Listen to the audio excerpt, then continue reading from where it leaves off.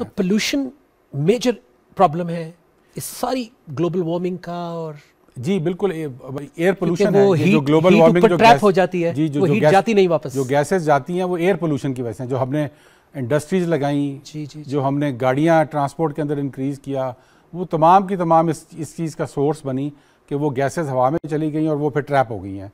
जब वो ट्रैप हुई हैं तो जब वो हीट, सूरज की हीट आती है उसको ट्रैप कर लेती हैं, तो और गर्माइश बढ़ रही है दुनिया की। पोल्यूशन की तरफ मैं इसके बाद फिर आता हूँ कि वो हम कैसे कम करेंगे। दरख्त का इससे क्या ताल्लुक है, ये भी ज़रा बताइए सबको। देखें, दरख्त तो अल्लाह ताला की एक ऐसी मशीन है जो कि सबसे पहले तो हमारा दीन हमें तलकीन करता है कि दरख्त लगाना सदका जारी है। सही। उसके पीछे बहुत बड़ी हिकमत है।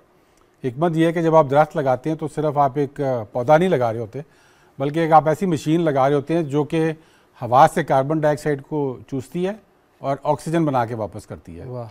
और ऑक्सीजन फिर आप अंदर लेते हैं और आप कार्बन डाइऑक्साइड निकालते हैं। तो आपकी ज़िंदगी के लिए एक मशीन है जो कि आपको ज़िंदगी का बेसिक सोर्स ऑक्सीजन वो प्रोवाइड कर रही है। यानी हम वो सही काम कर रहे हैं, हम उल्टा काम कर रहे हैं, हम कार्बन डाइऑक्साइड हम उल्टा काम कर रहे हैं, वो सही काम करके हमें ऑक्सीजन प्रोवाइड इसलिए दरख्त चाहिए। हाँ, लेकिन वो हमारा उल्टा काम भी है कि जो हम कार्बन डाइऑक्साइड देते हैं वो दरख्त इस्तेमाल करते हैं उगने के लिए। तो अल्लाह ताला ने ये बैलेंस का निज़ाम बनाया हुआ है। तो इसमें अगर आप दरख्त काट दें तो आपकी ऑक्सीजन की मशीन ख़त्म हो जाती है।